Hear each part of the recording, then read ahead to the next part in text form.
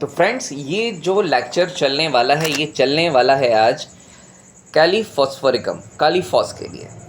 और यहाँ पर मैं आपको एस के दुबे से रिलेटेड और कालीफॉस से रिलेटेड कुछ चीज़ें बताऊँगा। और इसमें अगर आप बहुत ही ज़्यादा ध्यान से इस लेक्चर को सुनेंगे समझेंगे तो आपको बारीकी आसानी से समझ में आएगी। और हाँ, दूसरी बात ये कि मैं अपने वीडियो में किसी भी तरह का कोई भी एडिट इस्तेमाल नहीं करता। इसलिए इस्तेमाल नहीं करता क्योंकि लेक्चर लगातार बना रहा है। जैसे आप लोग क्लासेस अटेंड करते हैं प्रैक्टिस ऑफ मेडिसिन की, मटेरिया मेडिका की, तो वहाँ पे जो लेक्चरर्स आते हैं वो किसी भी तरह का कोई भी एडिट नहीं करते। तो जो है नेचुरल है, आपके सामने है इन ए रियलिस्टिक वे। तो कालीफॉस के लिए हम बात करते हैं तो ये फॉस्फेट ऑफ पोटेशियम से ऑब्टेन होता है।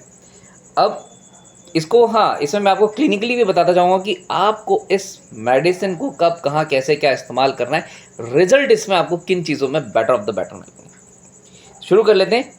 कैलीफॉस्फोरिकम पोटेशियम और फॉस्फेट। इंट्रोडक्शन के बारे में अभी अपन बहुत ज़्यादा बात नहीं करेंगे क्योंकि मेन अपन टॉपिक पे आते हैं क्लिनिकल पर।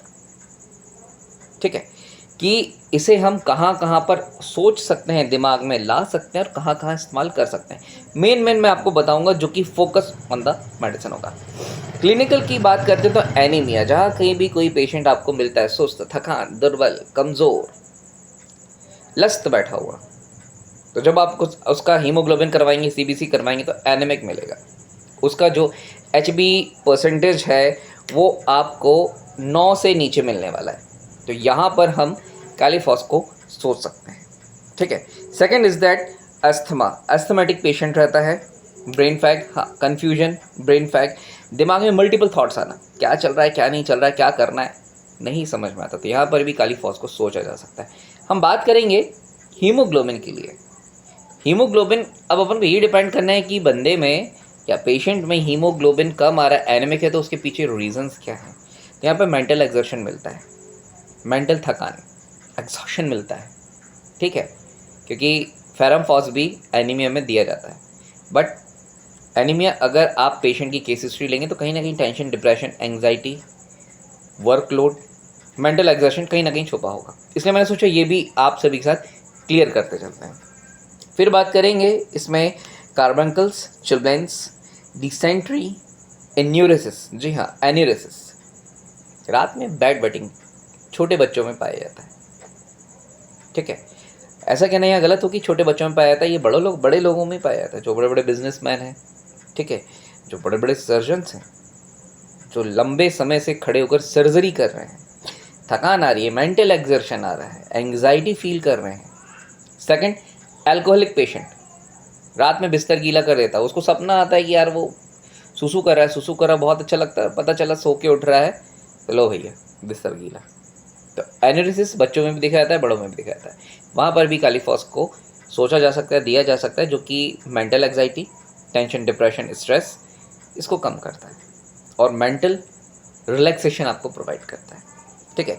फिर बात करेंगे हम हाइपोकॉन्ड्रेसिस, हिस्टीरिया, झटके, उन्मान, अजीब अजीब सी चीज़ें।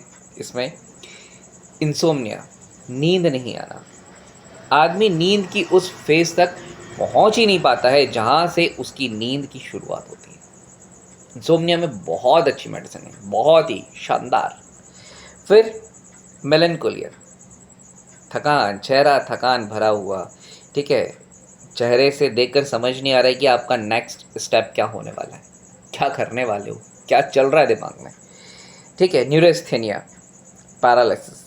पैरालिसिस ऐसा जहाँ पे ब्रेन स्ट्रोक हुआ, ठीक है, या फिर ब्रेन हेमरेज हुआ, उसके बाद की जो कंडीशन आ रही है वो पैरालिसिस की आ रही है या इसके कारण पैरालिसिस हो रहा हो। फिर परप्यूरल मेनिया, विटिलिगो।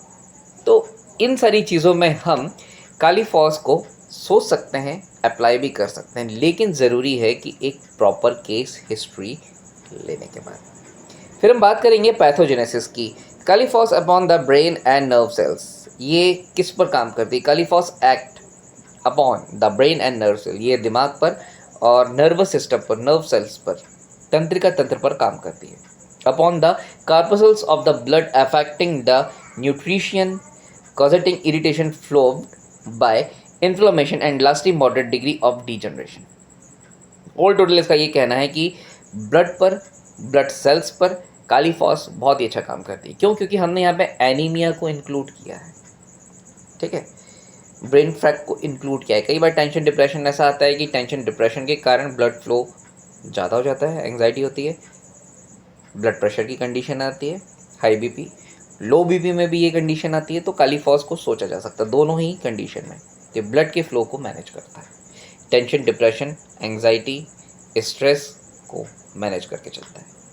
मेरे ख्याल से थोड़ा सा मैं ईजीएस्ट वे में आपको समझा पा रहा हूँ। अगर नहीं समझा पा रहा हूँ तो बिल्कुल feel free to do comments. Comment से मुझे बताएं कि और क्या मैं सुधार कर सकता हूँ समझाने के लिए, ठीक है। फिर अपन इसकी बात करेंगे कॉन्स्टिट्यूशन की, कि इसका होता क्या है। मतलब अगर पेशेंट खड़ा है तो अपन कैसे बोलेंगे यार ये तो काली फॉस का है, ये बंदा काली फॉस का है, कैसे देखते हैं। तो फिजिकल मेकअप की बात करेंगे तो हाइट हेल्थ बिल्ड, उसे अपन कहते हैं फिजिकल मेकअप, ठीक है। एनीमिया है, पेशेंट एनीमिया कैसे देखोगे? आंखों से कंजक्टिवा पीला दिखना चाहिए, है ना, या हेजी दिखना चाहिए। ये जो नेल्स वर्ड होती हैं इसको दबा कर देखेंगे, हल्का सा क्रीमिश वाइटिश आएगा। टंग से देखेंगे बहुत ज़्यादा ब्लडेड नहीं होगी, पिंकिश नहीं होगी, लिटिल बिट वाइट ही होगी।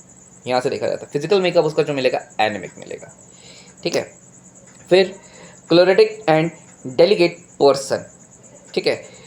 क्लोरेटिक डेलिकेट कैसे बोलोगे? हाँ, वेल डिफाइंड तौर तरीके से दिखेगा बंदा, लेकिन इंटरनली वो क्या क्या फील कर रहा होगा ये वो भी नहीं समझ पाएगा, अपन भी नहीं समझ पाएंगे, ठीक है। Mental and physical depression and wonderfully improved by this remedy. यहाँ पे ये देखा जाएगा कि जो बंदा है या जो पेशेंट है, ठीक है, उसमें क्या दिक्कत आ रही है। तो दिक्कत ये रहेगी कि जो रहेगा पेशेंट, इसमें क्या चीज़ें रहेंगी, टेंशन डिप्रेशन से जूझा हुआ रहेगा, ठीक है। एक ही बात इसके दिमाग में कैसेट की तरफ फंसी रहेगी, वही वही वही वही इसके दिमाग में चलता रहेगा। तो ये इसके फिजिकल मेकअप में आएगा। तो ये कुछ चीज़ें हैं जो मैंने सोचा कि आपको बता दी जाएं कॉन्स्टिट्यूशन के हिसाब से। अब टेम्परामेंट की बात आती है कि बंदा रहता कैसे, इसका टेम्परामेंट क्या होगा। तो ऐसा पेशेंट बहुत ही जल्दी नर्वस हो जाता है, बहुत अच्छे से आएगा, नमस्ते करेगा आपसे, बैठेगा आपके साथ, बहुत अच्छे से बात करेगा, लेकिन जब वो आपको अपनी प्रॉब्लम बताना शुरू करेगा तो वो नर्वस हो जाएगा, बताते बताते रुक जाएगा। ईजी वे में आप देख पाओगे कि ऐसे बात करेगा, फिर पता नहीं क्या हुआ कि मेरा मन वहाँ से है ना उछट सा गया। और जब ये सारी चीज़ें हुई ना तो कुछ ख्याल मेरे दिमाग में आने लगे जिसके कारण मुझे नींद नहीं आती थी। पेशेंट की ये हिस्ट्री रहेगी कि वो आपसे आंख में आंख मिलाकर बात नहीं करेगा, क्योंकि जब भी कोई व्यक्ति या पेशेंट नर्वस होता है उसके हाथ ऐसे कांपते हैं, है ना, मुंह सूखता है, बार बार ऐसे करेगा, है ना, आपकी आंखों को नहीं देखेगा, यहाँ वहाँ देख के बात करेगा। ये आपको बहुत ज़्यादा ध्यान रखना है ना। तो ये मैंने आपको कुछ चीज़ें बता दी, ठीक है। अब अगर अपन इसको देखेंगे, कई बार क्या होता है हमें बहुत सारी चीज़ें पता चल जाती हैं उसका, जो अगर अपन यहाँ पे देखेंगे टच करके, हाथ को देखेंगे, सर को देखेंगे, तो ये हल्के से आपको ठंडे से महसूस होंगे। तो यहाँ से हम देख लेते हैं कि पेशेंट क्या है, हॉट है या चिली है। तो ठंडापन थोड़ा सा समझ में आएगा। इसके पीछे म्याज मिलता है सोरा।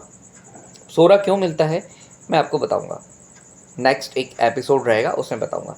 तो अभी जो मैंने आपको बता दिया कि क्लिनिकली हम कहाँ पर काली फॉस को ले सकते हैं, स्फीयर ऑफ इसका एक्शन क्या होता है, और इसकी जो पैथोजेनेसिस होती है वो क्या होता है, कॉन्स्टिट्यूशन मतलब पेशेंट का एक फिजिकल मेकअप क्या होता है। चलो अपन बात करते हैं इसके इंट्रोडक्शन की, कवर कर लेते हैं इसको भी अपन।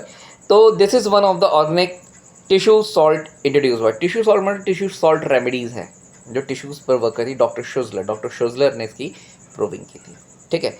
The medicine has been proved by several authorities from time to time by proofs Union and Chicago under the direction of H.C. Allen is notable one of greatest nerve remedy, ठीक है। Elon ने बताया था, proving की थी, doctor शुज़लर ने proving की थी, एलन ने भी बताया था कि ये नर्व टिश्यू पर वर्क करने वाली और आपके नर्वस सिस्टम से रिलेटेड, और अगर दूसरी बात में हम बात करें तो इसका जो टोटलिटी ऑफ सिम्टम्स है, स्फीयर ऑफ एक्शन है, ये मेंटल्स पर ज़्यादा है। तो इतनी चीज़ें आज मैंने कवर की है। कैसा आपको ये सेशन लगा? कठिन तो नहीं लगा मुझे बताना, और जितना ईजीएस्ट वे में मैं कवर कर पाऊँगा मैं आपको सिखाऊँगा। तो क्लिनिकली प्रैक्टिस भी चलेगी, एग्जामिनेशन के हिसाब से भी चलेगा। मैं इसमें आपको ये भी बताऊँगा कि अगर आपके एग्ज़ाम में काली फॉस आया है तो क्या क्या क्वेश्चन इसके बन सकते हैं, ठीक है। तो अगर आपको ये सेशन अच्छा लगा हो तो कमेंट्स में आप अपनी राय दीजिए, मुझे और क्या सुधार लेकर आना है वो मुझे बताइए, और चैनल पसंद आ रहा हो तो सब्सक्राइब करें। धन्यवाद।